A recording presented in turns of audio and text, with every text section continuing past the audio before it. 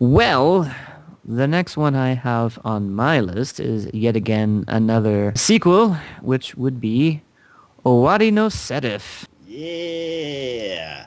This is one we've talked about and watched in the past, which Yup. I was iffy on. Yup. And like it's one of those where it was oh, that's interesting. Oh, okay, now they stopped that. Oh, that's interesting. Oh, and then that now they stopped that. And it's like it's a freaking roller coaster on that anime.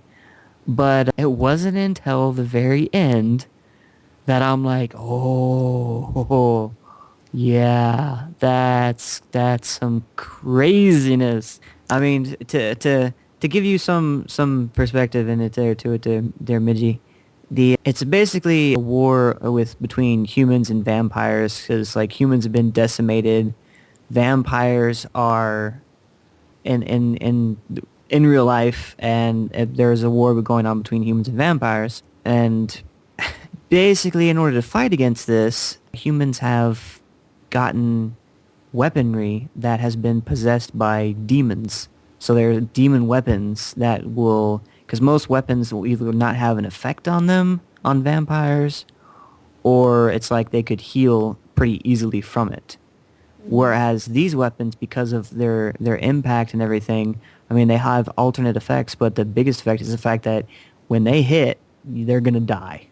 Is pretty much how it comes down to. But of course, so each of them is possessed by a demon, so each of the people, the wielders of it, has essentially kind of a demon running around inside their head for the most part. I mean, which is kind of scary in its own right. But the thing about it is like at the very end, one of the things, and I'm going to stop before I spoil too much, but one of the things that happens at the very end is the main character, you kind of get the picture of inside his head, and there's his weapon in the ground, and his demon is like, because it's a kind of a, I say a little girl, but it's a very petite girl. It's just kind of standing on top of the hilt of the sword, and it's a barren landscape, just nothing but like rocky whatever. It's completely flat, and it's in the clouds in the distance, and there's just like some thundercloud coming towards them, and he walks up to her and goes, is that your doing? And she's like, no, that's not my doing. That's your doing. And then after that, all hell breaks loose. And it just becomes a huge, like, yeah, it's just like, oh my God. One of those big teasers at the end where you're just like, what the hell happened? Why? I'm just hoping they continue from where they left off and keep the same pace and intensity as they had. It's like, don't drop off like you did and keep going with this roller coaster that we had. I'm like, no. We gotta do some more training, guys. Like they can't.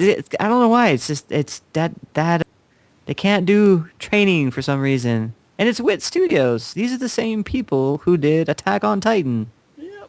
Well, some people complained that had bad pacing too. So Oh well. I I liked it. I'm probably gonna get chastised for this, but I didn't really care for Attack on Titan. I don't know. I couldn't get into it. It was just one of those. I know people are probably going, "What? How dare you say that? Burn her!" Yeah, I'm sorry. Hey, there's an anime for everyone, but it doesn't mean everyone has to like every anime. So That's true. Just like a lot of people like Bleach, and I can't stand that one. Looking forward to season 2. There's a lot of stuff going on in the background. People making deals with each other. Don't know who's a good guy. Don't know who's a bad guy. Don't know if that's the only crazy person. There might be other crazy people. yeah, it seems to be one of those situations where there's probably, because it's like there's their side, and there's probably the truth somewhere in the middle. But so basically, they're both right and they're both wrong at the same time. Yeah. I don't think either side has clean hands in this ordeal. That one really strong dude was a vampire lord, right? Yeah, Was he there at that last fight? yeah. I can't. Okay. Oh, never mind then. And he backed away.